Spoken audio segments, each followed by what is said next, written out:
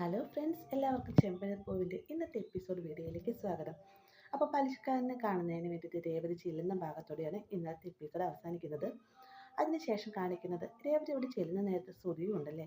അപ്പോൾ പലിശക്കാരനോടായിട്ട് രേവതി സച്ചിന് ജോലി തിരികെ നൽകണമെന്നൊക്കെ ആവശ്യപ്പെടുന്ന സമയത്ത് പലിശക്കാരൻ എല്ലാ കാര്യങ്ങളും വെട്ടി തുറന്ന് പറയുകയാണ്. അന്ന് അവിടെ സംഭവിച്ച കാര്യങ്ങളും സച്ചിക്ക് ജോലി നഷ്ടപ്പെട്ടതും എല്ലാം തന്നെ പറയുമ്പോഴത്തേക്കും ഇതെല്ലാം കേട്ട് അമ്പരം നിൽക്കാണ് കേട്ടോ ശ്രുതി.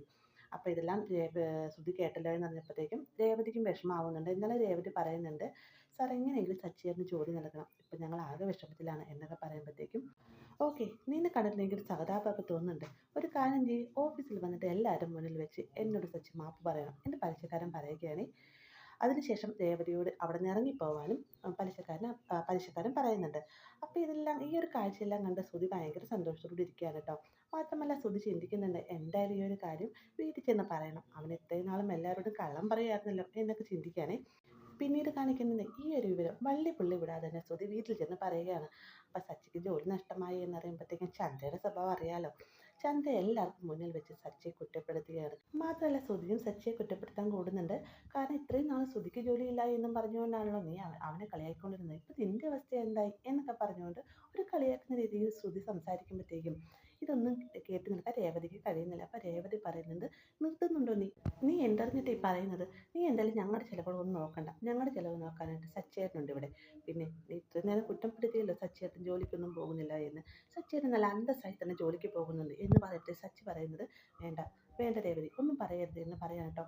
ഈ സമയത്ത് രവീന്ദ്രൻ എഴുന്നേറ്റിട്ട് പറയുന്നുണ്ട്, എന്താ മോളെ, എന്ത് ജോലിക്കാണ് അവൻ പോകുന്നത് എന്ന് ചോദിക്കുമ്പോഴത്തേക്കും സച്ചി അപ്പാർട്ട്മെൻറ്റിൽ ജോലി ചെയ്യാൻ പോയതും അവിടെ വെച്ച് മൊബൈൽ ഒരാളുടെ നഷ്ടപ്പെട്ടു എന്ന് പറഞ്ഞൊരു സച്ചിയെ കുറ്റപ്പെടുത്തിയതുമായ എല്ലാ കാര്യങ്ങളും രേവതി അവിടെ വെച്ച് തുറന്ന് പറയുകയാണ്.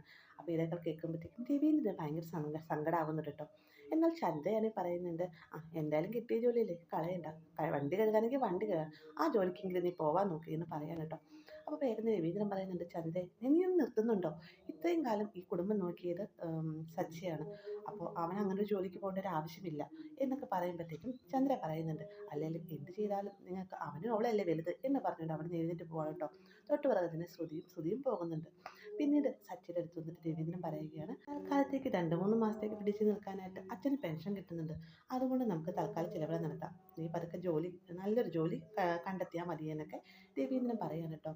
എന്നിട്ട് രവീന്ദ്രൻ അവിടെ നിന്ന് പോവുകയും ചെയ്യുന്നുണ്ട്. റൂമിലേക്ക് ചെന്നതിന് ശേഷം രേവതി എല്ലാ കാര്യങ്ങളും തുറന്നു പറയുന്നതിൻ്റെ പേരിൽ സച്ചി രേവതിയെ കുറ്റപ്പെടുത്തി സംസാരിക്കുകയാണ്. മാത്രമല്ല പലിശക്കാരൻ കാണാനായിട്ട് എന്തിനാണ് നീ പോയത്, എൻ്റെ അനുവാദമില്ലാതെ എന്നൊക്കെ പറഞ്ഞുകൊണ്ട് സച്ചി രേവതിയെ വഴക്ക് പറയുമ്പോഴത്തേക്ക് രേവതി പറയുന്നുണ്ട്, നിങ്ങളെല്ലാവരും കുറ്റപ്പെടുത്തുന്നത് കണ്ടു നിൽക്കാൻ എനിക്കാവില്ല. അന്ന് അപ്പാർട്ട്മെൻറ്റ് നിങ്ങൾ മൊബൈൽ മോഷ്ടിച്ചു എന്ന് പറഞ്ഞ് കള്ളനാക്കിയ സമയത്തൊന്നും എനിക്കത് കണ്ടു നിൽക്കാൻ പറ്റിയില്ല സച്ചിയേട്ട, അതുകൊണ്ടാണ് ഞാൻ എങ്ങനെയും നിങ്ങൾക്ക് പഴയ ജോലി നേടിത്തരണമെന്ന് ആഗ്രഹിച്ചത് എന്നൊക്കെ രേവതി പറയുമ്പോഴത്തേക്കും സച്ചി പറയുന്നുണ്ട്, നീ എന്തറിഞ്ഞിട്ടാണ് അയാളെ പോയി കണ്ടത്? നിനക്കറിയാമോ, അച്ഛന് സുഖമില്ലാത്ത സമയത്ത് ഞാൻ അയാളെ പോയി കണ്ടിരുന്നു ഒരു 4 ലക്ഷം രൂപയ്ക്ക് വേണ്ടിയിട്ട്. പക്ഷേ അയാൾ പറഞ്ഞത് നിൻ്റെ അച്ഛൻ മരിച്ചു പോയി കഴിഞ്ഞാൽ പിന്നീട് എങ്ങനെയാണ് പൈസ തരുമെന്നാണ്.